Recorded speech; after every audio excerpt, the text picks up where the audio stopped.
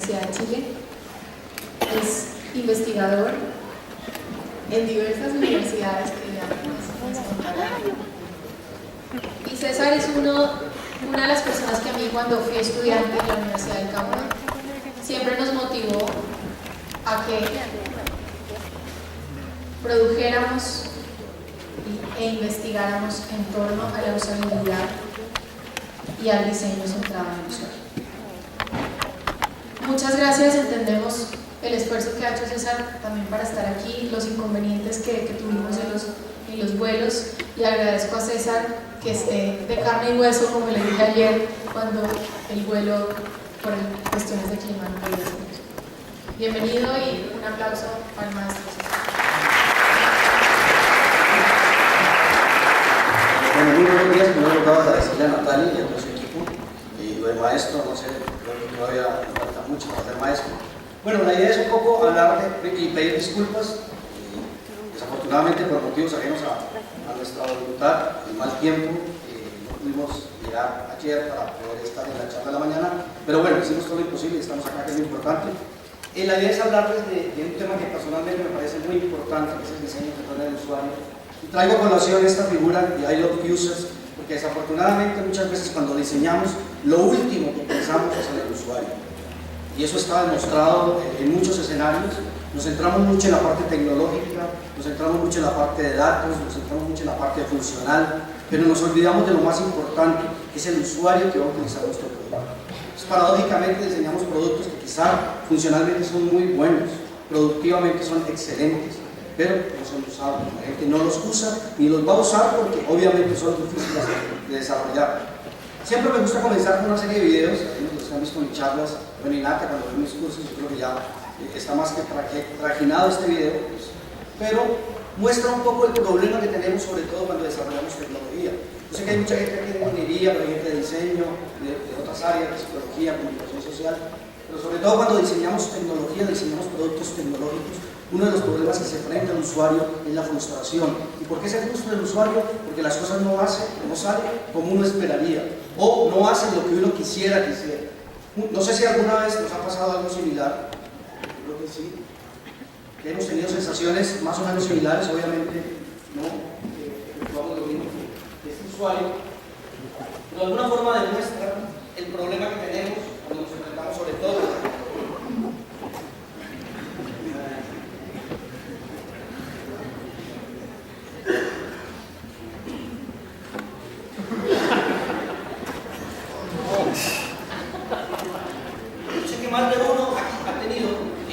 sensaciones muy similares a eso, a lo que tiene este usuario, y no lo hace obviamente porque es la máquina que no tiene, pero de alguna forma es el problema que tenemos cuando trabajamos con este tipo de tecnología.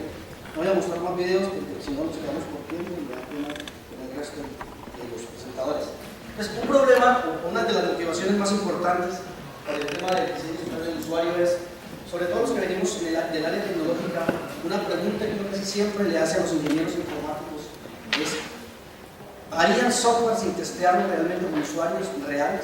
Y miren, créanme que de estas charlas que hemos dado en muchas partes, un 90%, sin temor a equivocarme, de los ingenieros en informática no hacen testeos reales con usuarios. Digo, hacen un testeo con el novio, con la novia, con la abuela. No es que no diga que esos no son usuarios reales, sino que de una u otra forma no representan el prototipo de usuario con el cual uno va a trabajar. Y por eso obviamente esos productos funcionan muy bien para un segmento muy particular, pero no para el resto de las personas. ¿Han observado o analizado a los usuarios mientras usan el software? Realmente es ese análisis etnográfico para entender qué es lo que el usuario quiere cuando está utilizando un producto informático. Y la pregunta final: ¿han evaluado la interfaz con usuarios reales? Créanme que de verdad esto casi no se hace. Y ahí es donde empieza la importancia del tema de la usabilidad, de evaluar productos con usuarios reales, en escenarios reales y con casos reales, para que de alguna forma uno tenga más certeza de que los productos que va a desarrollar van a tener mayor efectividad, mayor funcionalidad y sobre todo evitar frustraciones como las que mostraba en ese video. Y uno de los problemas que se presentan es que la mayoría de los que hacemos software muchas veces no efectuamos procesos de evaluación de usabilidad. ¿Por qué? Porque creemos que la interfaz es buena. Creemos que el trabajar con usuarios es algo muy simple, nunca evaluamos las interfaces si han funcionado, no hay tiempo ni dinero para evaluar interfaces y otras múltiples excusas que hacen que obviamente los productos no funcionen y no llenen las expectativas de los usuarios finales. Y esa es la gran paradoja de la tecnología. Las grandes inversiones tecnológicas no han producido los incrementos de productividad esperados. Sobre todo en un escenario cultural como el colombiano, cuando usted compra, por ejemplo, un teléfono móvil, que es un teléfono de este grosor, y el manual del usuario quizá es de este grosor, ¿qué hace uno con el manual del usuario? ¿Cuándo lee el manual del usuario? Nunca. Al final, porque nuestro modelo cultural está hecho para no leer el manual del usuario, porque pensamos en prueba y error, empezar a practicar con nuestro dispositivo. La pregunta es, ¿por qué cuando diseñamos un nuevo dispositivo de interacción tenemos que asistir a un curso especial para manejarlo? Tenemos un videobeam, un proyector como esos y muchas veces no sabemos cómo usarlo, a pesar de que tengamos todos los títulos habidos y por haber, pero no sabemos manejar eso. Y no es porque no tengamos las capacidades cognitivas para hacerlo, sino que quizá el diseño está hecho para que cometamos errores. Nunca están pensados los productos o están diseñados pensando que somos seres humanos y que cometemos errores. Y la ley de Murphy de los errores dice que si hay una probabilidad de que alguien cometa un error, seguramente habrán dos personas que van a cometer el error. Entonces, la importancia del diseño de los dispositivos para evitar ese inconveniente. Los usuarios, como les decía, no desean leer manuales extensos ni consumir tiempo aprendiendo la forma de operar un sistema. Queremos que las cosas sean muy intuitivas, muy naturales. Y en la medida de que hay una frase de Albert Einstein que dice less is more, entre más sencillo mucho mejor, no tonto, pero de alguna forma es como diseñamos cosas que realmente sean productivas y que satisfagan las necesidades de los usuarios. Sin embargo, y esto es paradójico para la gente de software, hay unos estudios que demuestran que más o menos del 60 al 70% del código de una aplicación, de un sistema interactivo, se refiere específicamente a la interfaz. Si es tanto porcentaje en esta parte, la pregunta ¿por qué no le dedicamos el suficiente espacio a trabajar? Es un determinante en el éxito o fracaso de un sistema interactivo. Un ejemplo, traigo a colación aquí, en el caso de la gente que es de Linux o la gente que trabaja en Unix, por ejemplo, cuando le damos este comando rm asterisco punto asterisco, ¿qué sucede? Y le damos yes y borra todo. ¿Hay forma de recuperar? No. La pregunta, ¿no será que un usuario por X o Y razón pueda cometer ese error? ¿Por qué diseñamos las cosas para que las personas cometan errores y lo que es peor, no haya una forma de evitar esos errores? Si ustedes, algunos, no sé si les tocó o no les tocó, bueno, a mí tampoco, los procesadores de texto antiguos en el cual uno no tenía la opción del undo, del deshacer. Imaginen que usted está escribiendo su tesis. Por modelo cultural no le daba control G o control S para guardar por su estilo de vida. Justo terminó, llevaba 5 días trabajando en la monografía, terminó, seleccionó todo el texto para cambiar Arial 14 puntos, Arial 16 puntos. Justo en ese momento, como llevaba 5 días sin dormir, con el codo izquierdo le dio la tecla Sub o Backspace. ¿Qué pasó? Se borró todo el documento. ¿Había forma de recuperar? No. ¿Por qué los diseñadores de productos tecnológicos no pensarían que alguien iba a cometer ese tipo de errores? Eso es uno de los grandes problemas que se enfrentan muchas veces, o que nos enfrentamos nosotros cuando diseñamos productos sin considerar las características de los usuarios. Mire un ejemplo, traigo a colación unas cosas súper interesantes aquí, de casos que nos han pasado. Hace unos 10 años estábamos evaluando el software que había en el INSI, Instituto Nacional de Ciegos aquí en Colombia. El 98% del software era software visual, paradójico, pero eso es lo que hay, muchas veces, lo que nos encontramos. Y no consideramos muchos aspectos culturales, por ejemplo. Yo vengo de una región donde hay muchas comunidades indígenas. Entonces, en algún momento estábamos desarrollando software para las comunidades indígenas para que se insertaran en el mundo tecnológico sin desarrollarlos de su ambiente cultural. Era una comunidad, la comunidad PAES, que hablan un lenguaje, el lenguaje NASA, y estábamos tratando de diseñarle la interfaz lo más adecuado a su cultura y queríamos explicarles el concepto de login y password. Pues trajimos a unos lingüistas, unos antropólogos, para que utilizar algún símbolo, una gráfica o algún texto que fuera lo más cercano a ese concepto. Y era imposible para esta cultura entender el concepto de login y password. ¿Saben por qué? Porque para esta cultura no existe el concepto de propiedad privada. Y si no existe el concepto de propiedad privada, ¿cómo le estamos pidiendo que hagan login y password? Cosas como esas, por ejemplo, que obviamente van en contravía del modelo cultural de los usuarios, hace que la gente no utilice las cosas de manera adecuada. Como les decía, la mayoría de las fallas en los sistemas humano-computador no se deben necesariamente a que los humanos seamos tontos. Se deben muchas veces a diseños pobres. ¿Por qué? Porque no se toman en cuenta las capacidades y sobre todo las habilidades de los usuarios, lo que les decía ahora. Si estamos en el Instituto Nacional de Ciegos, en un software 100% visual, pues no funciona. Generalmente son rotulados como fallas del sistema o errores humanos, pero casi nunca como fallas del diseño. Y ahí la importancia del diseño del diseño de sistemas interactivos, la parte ergonómica, por ejemplo, que es supremamente fundamental para poder utilizar un producto de manera adecuada. Entonces, esto dio origen, como en la Segunda Guerra Mundial, que es el origen de la usabilidad, porque los militares estadounidenses se dieron cuenta de cómo los malos diseños de las armas podían matar las propias fuerzas antes que las enemigas. Y ese es el surgimiento de la usabilidad, de lo que hoy estamos celebrando.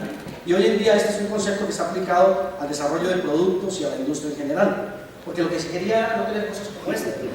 Muchas veces, bueno, lo que diseñamos, cometemos errores. Entonces, ¿cuál es la tendencia hoy en día de la tecnología informática? La nueva computación, el objetivo es lo que la gente puede hacer. La vieja computación era solamente lo que las máquinas podían hacer, había un limitante por muchas causas. Hoy en día es lo que la gente puede hacer, ya no hay límites, pero con una diferencia fundamental, y es terminar la frustración de los usuarios.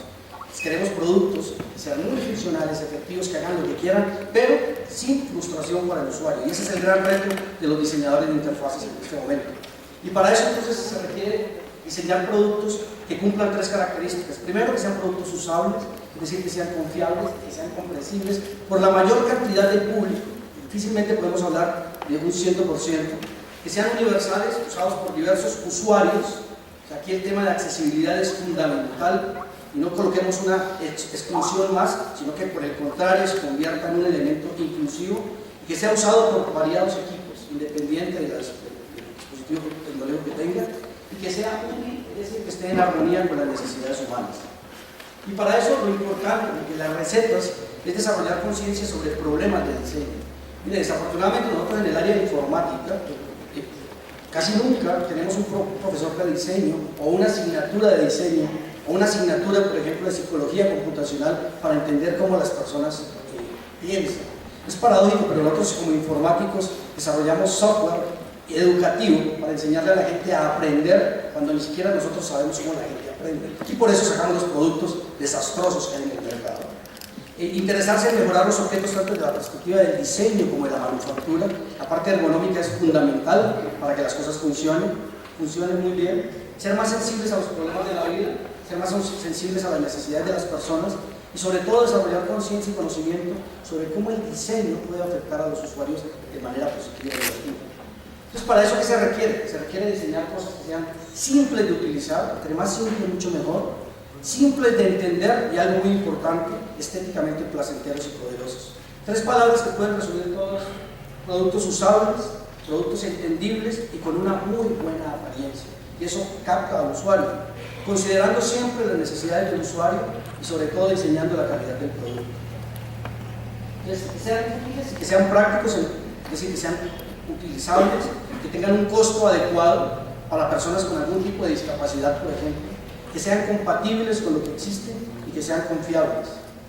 Y usables en el sentido de que, eso es lo que plantea más o menos Nielsen, que sean fáciles de aprender, que sean eficientes en el uso, que sean fáciles de recordar. Uno no quiere, una vez aprendió un producto y lo deja de usar, quiere que al volverlo a usar después de 30 años, obviamente sea automático el manejo, que tenga una minimalidad de errores, que considere el error como elemento fundamental, como les decía, y sobre todo que se sienta uno placentero al usar el producto que está utilizando.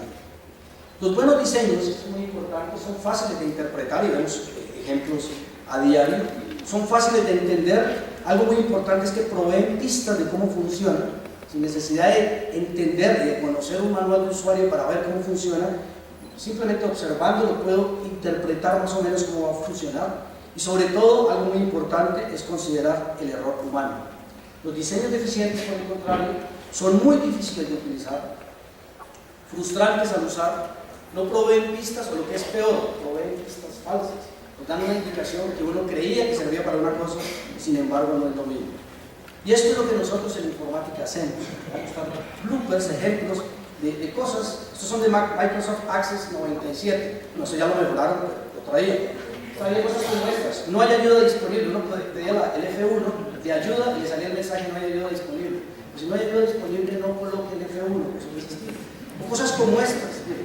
Si usted hace un test de usabilidad, yo siempre hago este test de usabilidad con unas ancianitas de un ancianato, valga la redundancia, en Popayán. Voy los sábados y le leo esto: Netscape no está disponible para ubicar el servidor www.pacific.net.sg.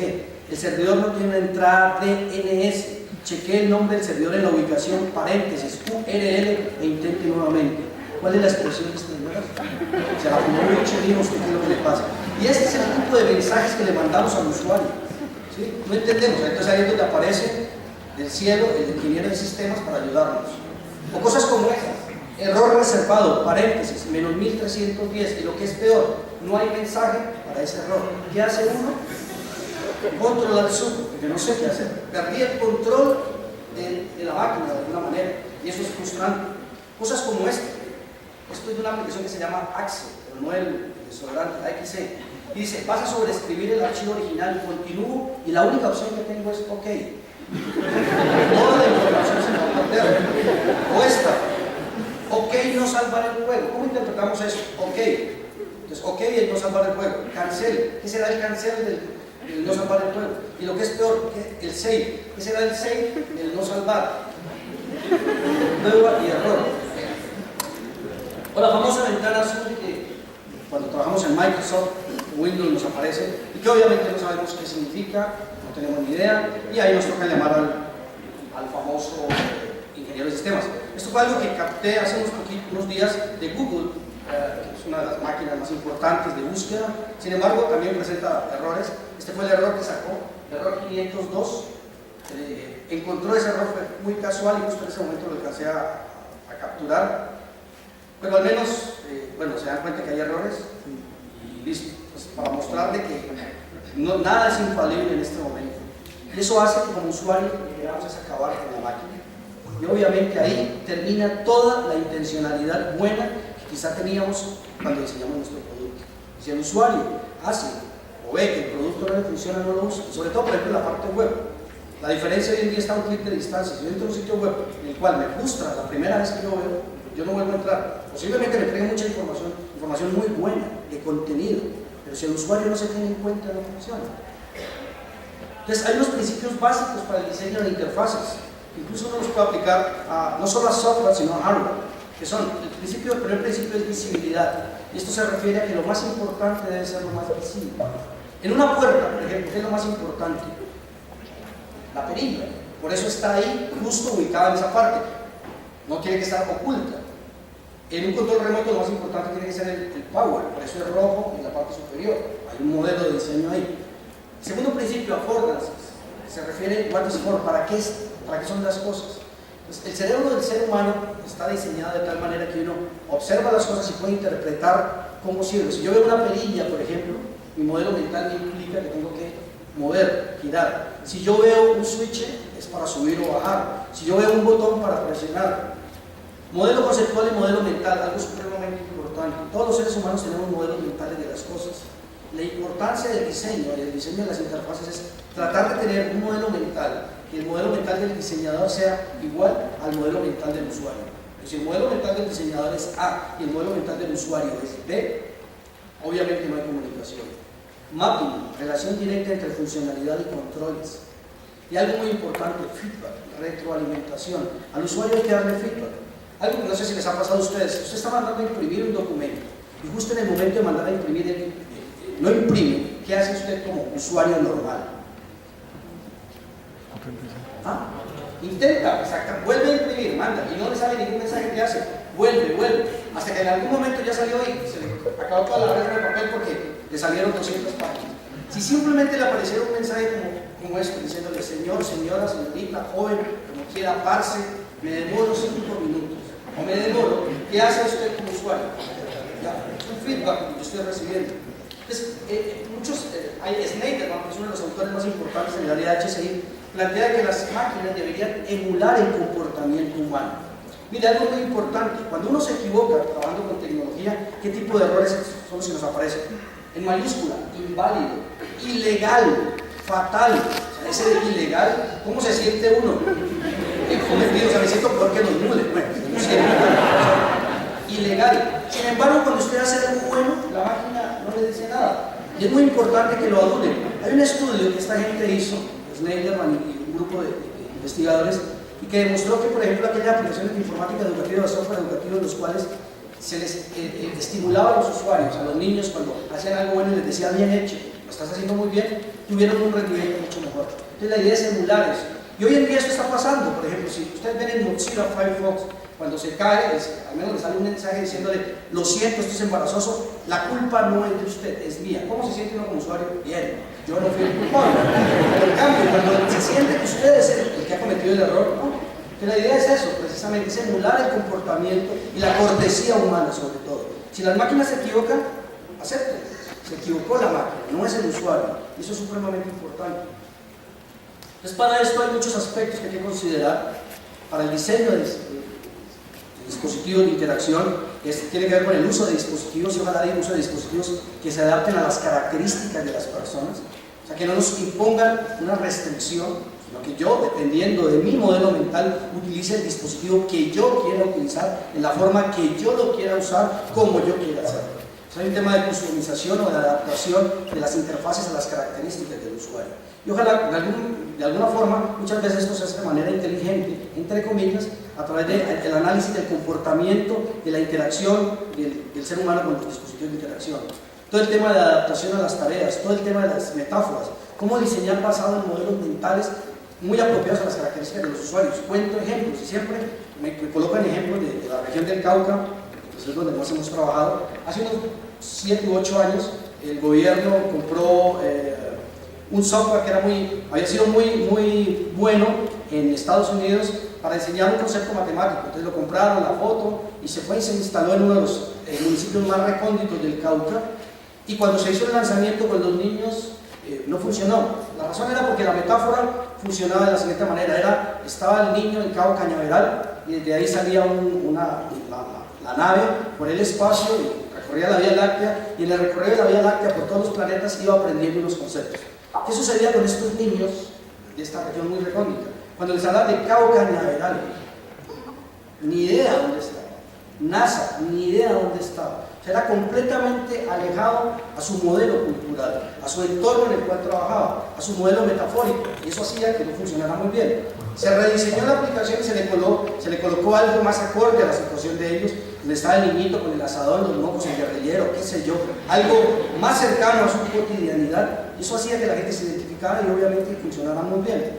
Todo el tema de navegación, la importancia que tiene hoy en día, sobre todo cuando trabajamos en la parte web, de los modelos de navegación, de la arquitectura de información, que creo que Nata les habló, de la importancia que tiene que ver eso para el diseño de las cosas. La integración entre aplicaciones, que las aplicaciones funcionen de manera transparente. Donald Norman plantea, creo que es, alguno de estos, dice que las interfaces, yo no quiero pensar, yo quiero que las interfaces no se coloquen en el medio, tienen que ser de manera transparente. Y la idea es cómo diseñamos productos de tal manera que mi cerebro no esté pensando en la interfaz. En el momento que diseñamos eso, estamos logrando un éxito muy importante. Y algo muy clave dentro de todo esto es el diseño de los dispositivos, el diseño de las interfaces para que la gente funcione muy bien. Y funcionan muy bien las cosas cuando realmente consideramos cómo el ser humano se comporta. Hay algo que se denomina los efectos de transferencia. Y lo que hacemos los seres humanos normalmente es que transferimos expectativas y conocimiento de algo que ya conocíamos a algo nuevo. Cada vez que aparece un nuevo producto, lo que hacemos como seres humanos es asociamos. No sé si a ustedes les ha pasado con la última versión del procesador de Word, por ejemplo, que usted ya venía con su modelo mental, archivo, inicio, imprimir, y ahora cambió todo a pestañitas, que muchas veces uno no sabe dónde están las cosas. Pero ya tenemos el modelo mental. De alguna manera ya el habituarse, el crear hábitos es extremadamente importante en el ser humano. Entonces, hay una transferencia positiva cuando el aprendizaje previo también se aplica a los nuevos diseños, y hay una transferencia negativa cuando esto no sucede. Un ejemplo: en los años 70 o 60, cuando apareció el computador personal, cuando hubo el cambio de la máquina de escribir Remington 1670 al computador personal, hay un estudio muy importante que se hizo aquí en Colombia de cómo muchas secretarias dañaban el computador y lo hacían adrede para no usarlo, porque no podían utilizarlo, ¿sí? Porque no colmaba sus expectativas. Y la razón fue porque su modelo mental no se adecuaba a las características de ellos. Si se hubiera hecho algo así, un híbrido, quizá las cosas hubieran funcionado mejor, ¿sí? Vamos a un video que espero que se vea, pues yo creo que lo han visto muchas veces, siempre se demora, pero demuestra un poco el problema que tenemos con usuarios al interactuar con un nuevo dispositivo.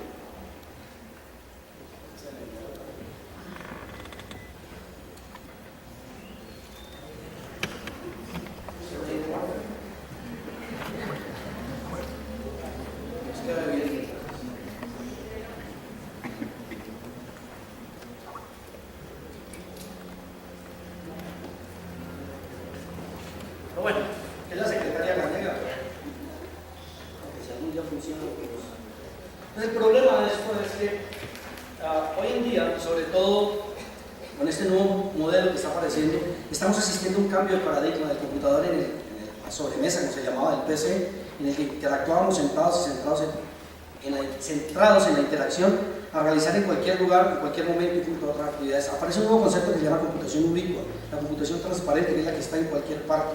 Y hoy en día lo empezamos a ver. Es una nueva forma de interacción basada en el contexto. Si hacemos una búsqueda en Google hoy en día, por ejemplo aquí, justo en este momento, de restaurantes, lo lógico es que nos saquen los restaurantes más cercanos a la escuela. ¿Sí? Y quizá como son las 11, restaurantes que sirvan almuerzo. Sin embargo, si hacemos esa misma consulta a las 6 de la mañana o a las 7 de la mañana, quizá los resultados deberían ser completamente diferentes, basados en el contexto, de manera completamente transparente para el usuario. No tengo que pensar, esa es la importancia de las interfaces. No me hagan pensar. Hay un libro, ¿quién es? No quiero pensar. Yo cuando quiero trabajar con la tecnología, quiero dedicarme a la actividad, no quiero trabajar con la tecnología. Y es la idea un poco de todo este modelo. Obviamente, el problema, yo he hablado de los usuarios, está bien, he hablado de que hay que considerar a los usuarios. Sin embargo, hay usuarios de usuarios. Por más que queramos, no podemos lidiar con un cierto tipo de usuarios. No digo el nombre, pero ahí está. Cuando ya no se puede, no se puede. Este es un video que yo siempre he puesto, este año se ha hecho famoso también, lo he hecho muy famoso. De algo que sucedió aquí. Creo que ya lo han visto muchas veces, pero para demostrar la importancia que tiene también el usuario, que hay, por más que queramos, seamos muy expertos en diseño de interfaces y todo eso, hay usuarios con los cuales va a ser imposible lidiar, y eso hay que tenerlo en cuenta.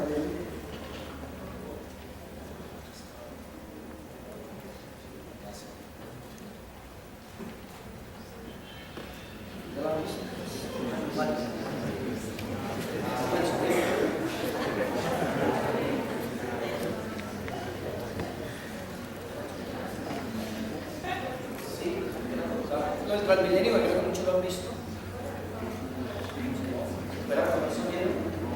Sonido.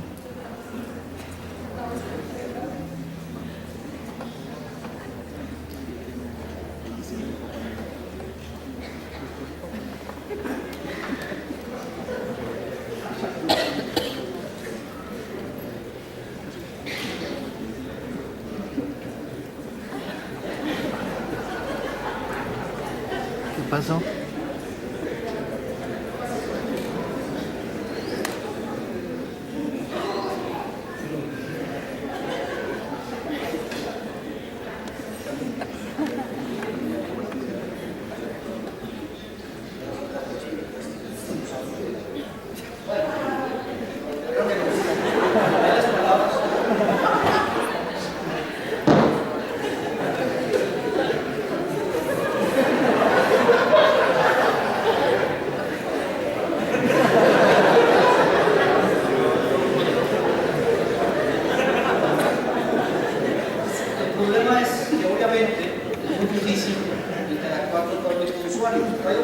Difícilmente podemos hablar de diseño que le funcione a todos los usuarios. Habrá usuarios que van a cometer unos errores que son imposibles de determinar, pero bueno, total.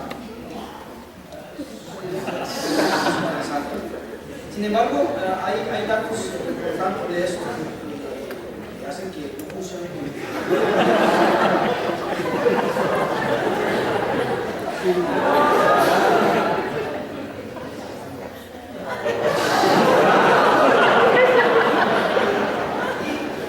Otra parte importante es que hemos hablado de que las cosas sean funcionales, ¿sí? Pero que además sean estéticamente adecuadas. Esto quizá, si medimos el término utilidad, funcionalidad, podrá sacar un 10 con la mayor nota, que obviamente cumple con el objetivo que es la persona descansar mientras va en el metro, pero obviamente estéticamente no es lo adecuado, o eso cumple con la expectativa, claro, evita que la persona se moje. Usted saldría a la calle así, pero la idea es que estéticamente no es. Por eso tiene que combinarse y mezclarse las dos cosas.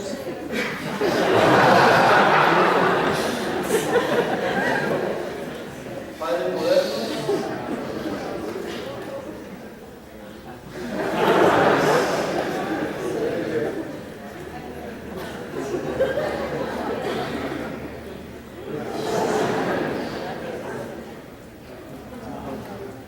Eso lo utilizan en el Japón para que los niños de pequeños trabajen mientras gatean limpios. Es ideal. objetivo de evitar que los zapatos de las damas se ensucien en los días de lluvia, obviamente no saldría.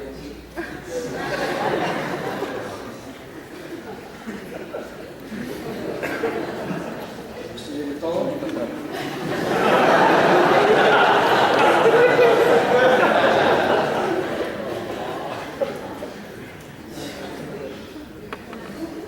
Voy a mostrar a ver, esto salió hace un año. La gente de Sony se dio cuenta de, aunque esto era, lo saqué de chistes y bromas, pero la gente de Sony se dio cuenta de un problema que tiene la gente de la tercera edad, sobre todo con los dispositivos móviles, con estos BlackBerry, es que no utilizan muy bien el sistema de mensajería.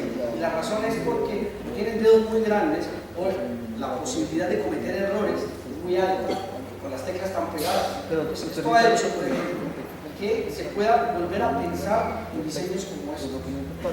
Quizá no son tan funcionales en algún momento, pero sí cumplen con la expectativa del usuario. No sé si esto significaría un aspecto. Y esta es la etapa del ideal. Pues lo importante aquí, como les digo, es entender para quién diseñamos. Si no consideramos las características de los usuarios, obviamente no funcionamos. Pues tenemos este problema, por ejemplo, y al diseñar, algunos quedaron por fuera. Mira, hay un caso súper interesante que sucedió en México hace unos 10 o 15 años cuando la banca se instaló y cuando se instalaron los cajeros automáticos en México. ¿Cuál era el problema? En un momento determinado, la banca, estamos hablando de los que manejan el mundo, se iban a ir de México porque el cajero automático, los ATH, no estaban siendo utilizados por la gente. La gente seguía usando las colas sin ningún problema. Y la razón se debía simple y llanamente a un caso muy interesante, porque no se consideraron las características de los usuarios. Los mexicanos del sur y los mexicanos del norte son diametralmente opuestos, unos son muy altos y los otros son muy bajos. La ISO dice que tenemos que tener el cajero con unas dimensiones X, Y o Z. Sin embargo, aquellos que eran muy altos les estaban produciendo giro y aquellos que eran muy bajos no podían sacar el dinero. Por no considerar aspectos tan simples como eso, la banca se iba a ir. Hay que considerar para quién diseñamos. Algo sobre intereses individuales. Uno como diseñador no necesariamente va a representar a un buen usuario por medio del equipo o sistema que diseño. El hecho de que me sirva a mí, que me funcione a mí, no garantiza que a los usuarios que van a utilizar el producto me funcione. A mí me gusta la combinación rojo-verde, a usted le gusta. Sin embargo, ¿será que al resto de los usuarios le va a gustar? No espere que los demás piensen y actúen como usted, algo muy importante. La gente va a variar su pensamiento y sobre todo su comportamiento. Y uno casi nunca es el usuario, y ese es un gran problema. Por eso hay la importancia de trabajar en equipo. Realizar una interfaz que funcione para usted puede que no funcione para el resto de los usuarios. La mayoría de los usuarios pueden tener experiencia, pero no necesariamente en tecnología computacional. La mayoría de los usuarios no son programadores. Yo no quiero que me aparezcan esos códigos de error que no tengo por qué saber. Ellos pueden pensar las cosas de manera muy diferente que usted. ¿Por qué el diseño es difícil? Porque la gente considera el costo y apariencia sobre el diseño, desafortunadamente. Los malos diseños no siempre son visibles. La gente tiende a culparse cuando ocurren los errores. Eso es muy normal. Si yo he sido muy malo para la tecnología, mire lo que hago, yo no sirvo para esto. Pero nunca pensamos que quizá el problema es del diseñador de la interfaz. Entonces, para eso existe un modelo de ingeniería de software, digamos, los que son del área de ingeniería de software, de programación. Es un modelo muy importante que, así como se habla de diseño centrado en datos, diseño centrado en funciones, hoy en día se habla de algo que se denomina diseño centrado en el usuario, donde el foco principal es el usuario. Es un modelo que tiene que ser explícito, hacer un modelo conceptual coherente, hacer las cosas visibles, como les mencionaba anteriormente con los principios de diseño, obtener los correctos mappings, explotar el poder de las restricciones, qué podemos hacer y qué no podemos hacer, sobre todo la parte cultural ahí, utilizar estándares y convenciones y diseñar para el error, permitiendo la exploración sin penalidad. Es muy importante. Entonces empiezan a aparecer unas nuevas metodologías para el diseño de interfaces centradas en el usuario, donde se considera ya al usuario desde el proceso mismo de la concepción de la idea para desarrollar productos más adecuados. Y por ejemplo, los principios que la gente de Mac, Steve Jobs, sacó en algún momento son básicos hoy en día para el diseño de cualquier producto informático. Son creo que 10 principios, así como 10 mandamientos.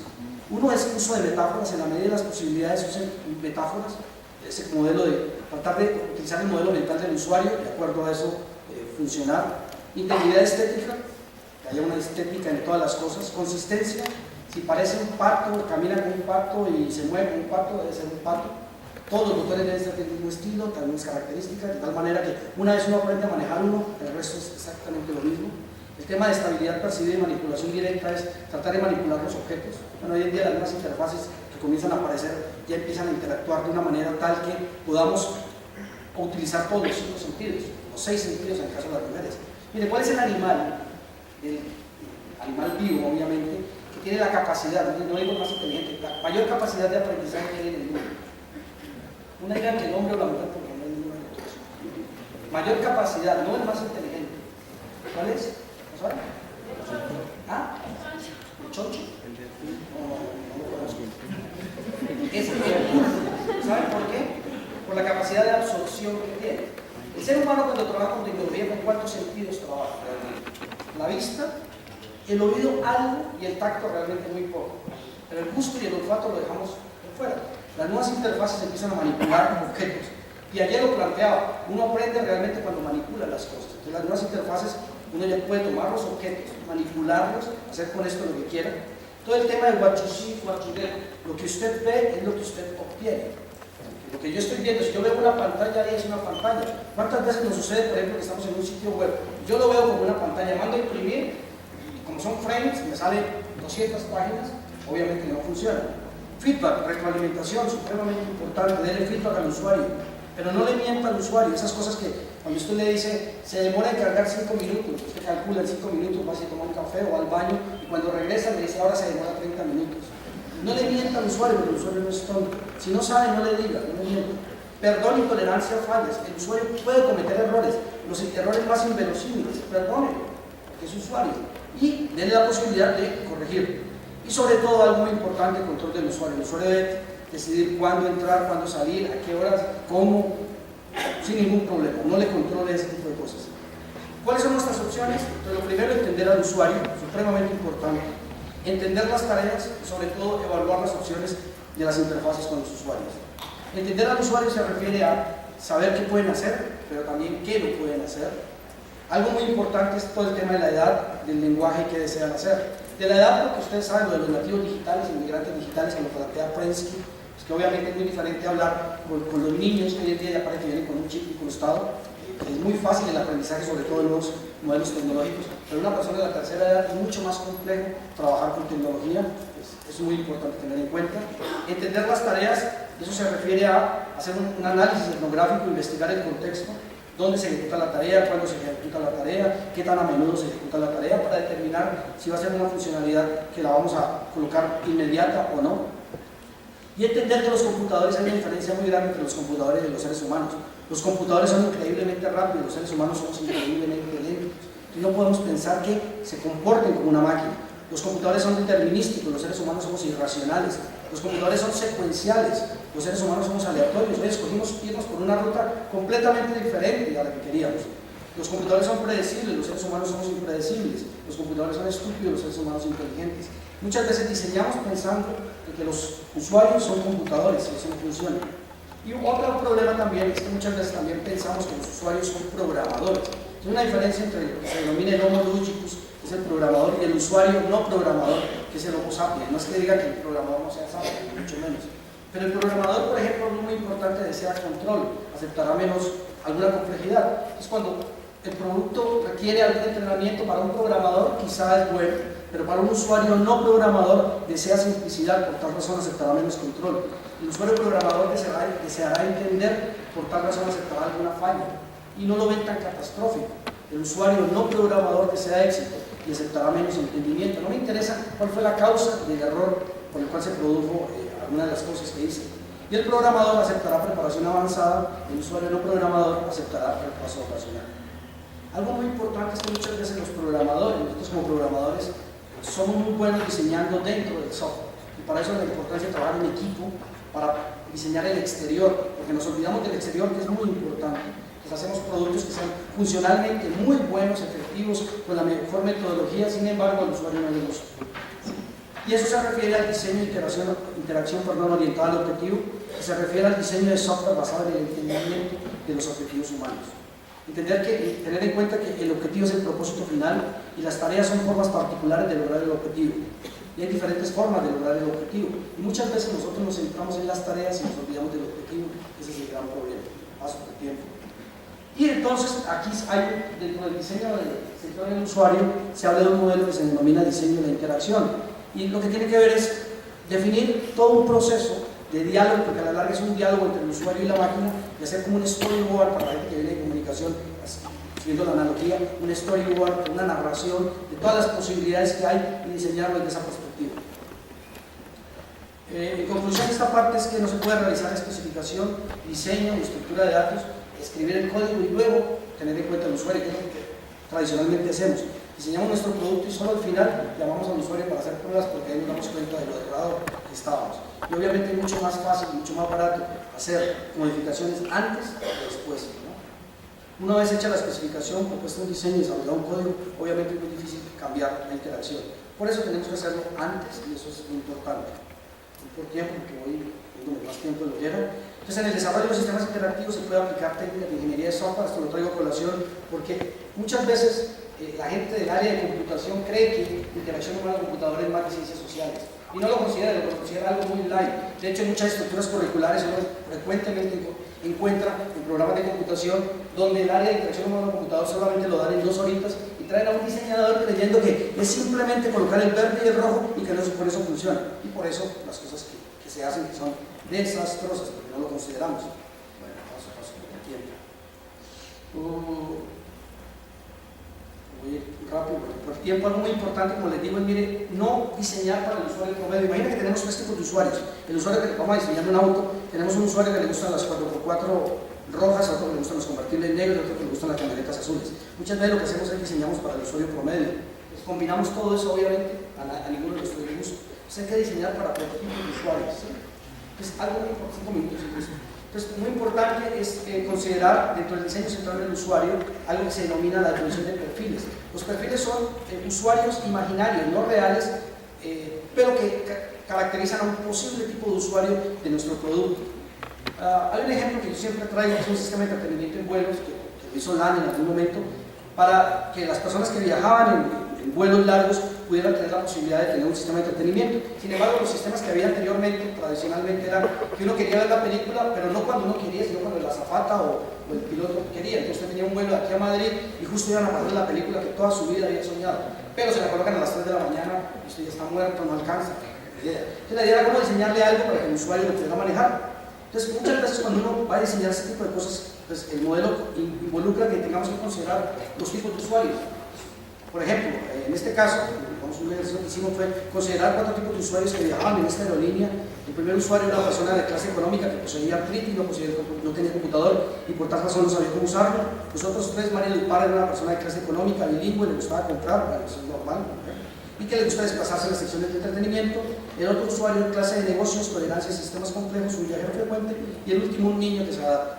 Entonces, lo que uno tiene que hacer muchas veces cuando va a diseñar es que, dependiendo del recurso, si pudiéramos tener 4 tipos de dispositivos, uno para cada tipo de usuario perfecto, pero si no lo hay, entonces uno tiene que escoger una solución. Digamos, en el caso nuestro, nos centramos en la persona más complicada, que era de artritis, y diseñamos un dispositivo que le funcionara a él, pero que las otras personas lo pudieran utilizar sin ningún problema.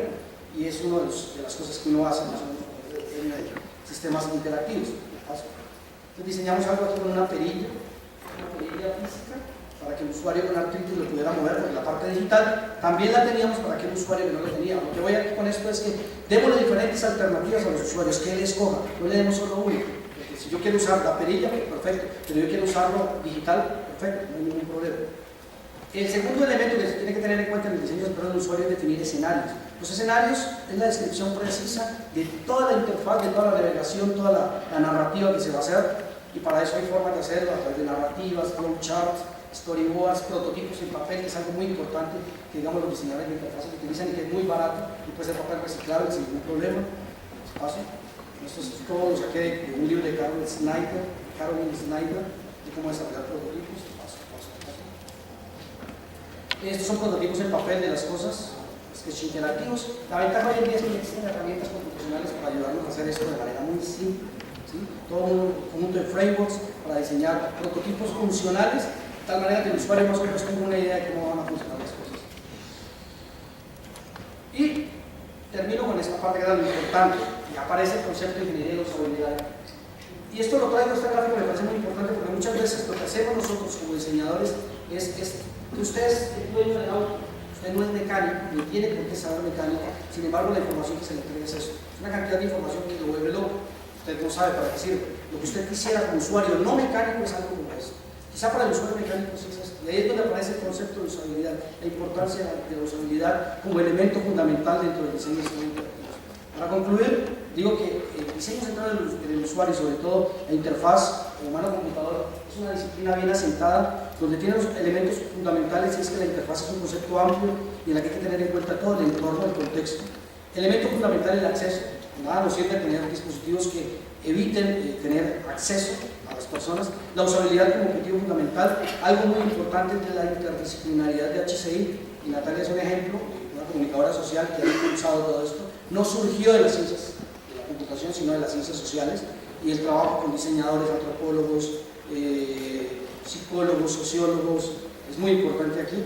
Y la base para el diseño de productos adecuados es un diseño centrado en el usuario. Y desde esa perspectiva, si tenemos en cuenta eso, quizá podemos hacer que la tecnología realmente esté en uso, o que sea diseñada para uso de los seres humanos, ¿sí? Y unas reflexiones finales es que muchas veces cuando diseñamos no entendemos los problemas, tenemos un problema de cruce ahí, y obviamente lo que hacemos es usamos métodos inadecuados, estamos tratando de meter a una persona a una piscina o a una pileta, tomándola desde los pies, y obviamente eso nos lleva a resultados inesperados. Y eso es lo que hacemos muchas veces con interfaces, con productos, ¿no? Esto es lo que nos solicitan y muchas veces es lo que le hacemos. Bueno, esa es la gráfica clásica que a uno le muestran en la ingeniería de software. Una cosa es lo que el usuario quiere y otra cosa es lo que nosotros le diseñamos. Y por eso obviamente no funcionan las cosas. ¿Listo?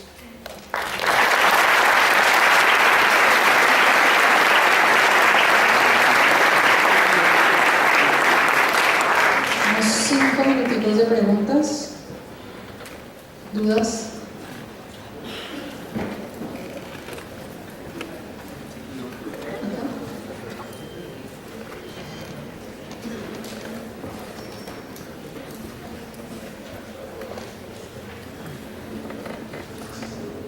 Buenos días, doctor César.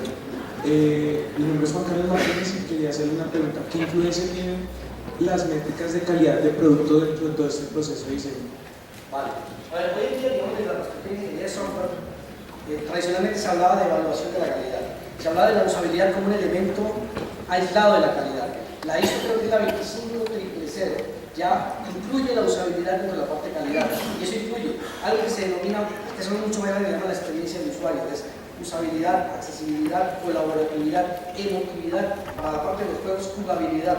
Ya se empieza a incluir como métrica fundamental para evaluar la calidad del software. Ya está inmerso, ¿okay? Ya se empieza a trabajar. De hecho, algo muy importante respecto a tu pregunta es que ha surgido una línea de investigación de aquellos que vienen por la línea de ingeniería de usabilidad muy fuertes, de aquellos que vienen por la ingeniería de software muy fuertes, y que muchas veces eran como que dos caminos totalmente opuestos. Y hoy en día se empiezan a integrar.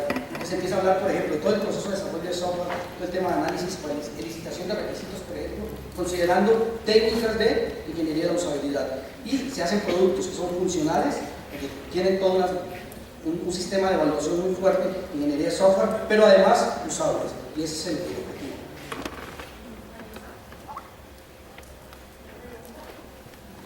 Hola, ¿otra pregunta? Yo quiero, mientras la pregunta, hacer mención, nosotros tenemos una asociación que se llama la Asociación Interacción Persona-Ordenador, que es una asociación a nivel iberoamericano. Bueno, aquí veo conocidos de la primera vez que nos hicimos en Armenia, aquí está Gabriel, desde que empezamos en Armenia con todo esto, y tenemos la representación latinoamericana, y la idea es que queremos empezar a impulsar. Natalia es una de las personas que más han impulsado la temática. Esto no es solo de computación, esto es de muchas áreas, y la idea es empezar a trabajar en equipo para poder armar cosas muy importantes. Hola César, quisiera saber si podrías profundizar un poco más en el concepto de mapping, los principios de diseño. Listo, el mapping se refiere a relación entre funcionalidad y control, ¿vale? Entonces, por ejemplo, cuando yo tengo un equipo de sonido, ¿sí? Y entonces tengo los dispositivos para el CD, tengo el play, devolver, digamos, si yo le doy play, esto debería estar relacionado con esta funcionalidad, este control debería estar relacionado con esta funcionalidad. Si yo tengo abajo, por ejemplo, lo del cassette, como los equipos anteriores, el play de este debería estar relacionado con la funcionalidad de cada una de esas cosas. Se refiere a eso, funcionalidad, control, que las cosas estén uno lo ve y uno automáticamente para que sepa para qué sirve, en qué contexto determinado. Ese es el mapa. ¿No? Bueno, muchísimas gracias, César. Continuamos, hay un cambio pequeñito, continuamos con Juan Carlos Marino, usabilidad para dispositivos móviles, y a las 12 en punto tendremos a Javier Velasco, que está ahí por los inconvenientes que ustedes conocen, pero lo tendremos a las 12 en punto. Gracias.